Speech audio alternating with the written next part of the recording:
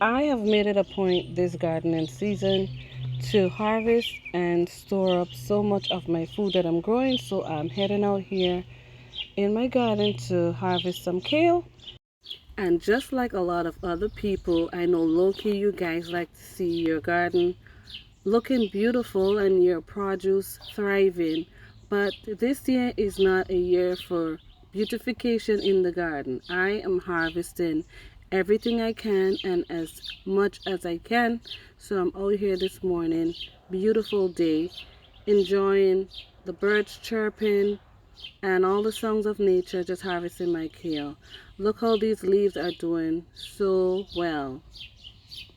Nice and green, no bugs. Look at that. I love it. Look at the size of that leaf. So I'm happy to have an early start. I am going to freeze these. I'm going to wash it, chop it up, and freeze it. And I am still going to have the kale in the ground because it's a cut and come again. So for the entire season, I'm going to have this even up to the fall and winter months because kale does better in the cooler temperatures. So I'm going to go ahead and harvest all of these, leaving only like the really young center shoot that's coming up there, that little center leaf. And as you can see right here, I have given it a really nice haircut.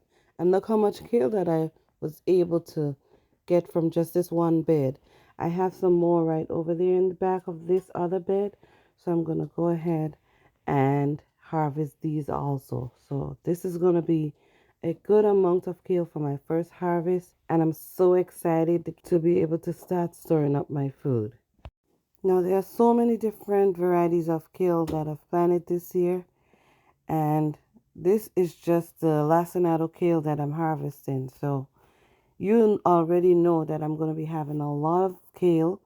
I can store up some and I can also have kale that I can actually eat every day from. Because like I said, these are cut and come again. So there's going to be a continuous supply of kale. And that's why I like growing these. That's why I enjoy growing these greens that I can get a continuous supply of food to eat.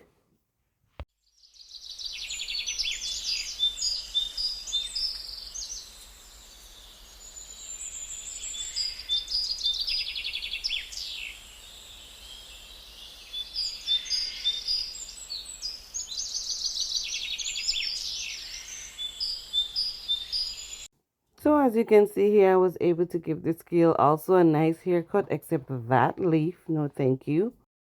And if you notice, I planted other things on this bed. I have a cauliflower right here. Then I have some beans growing right there. And I also have a trellis.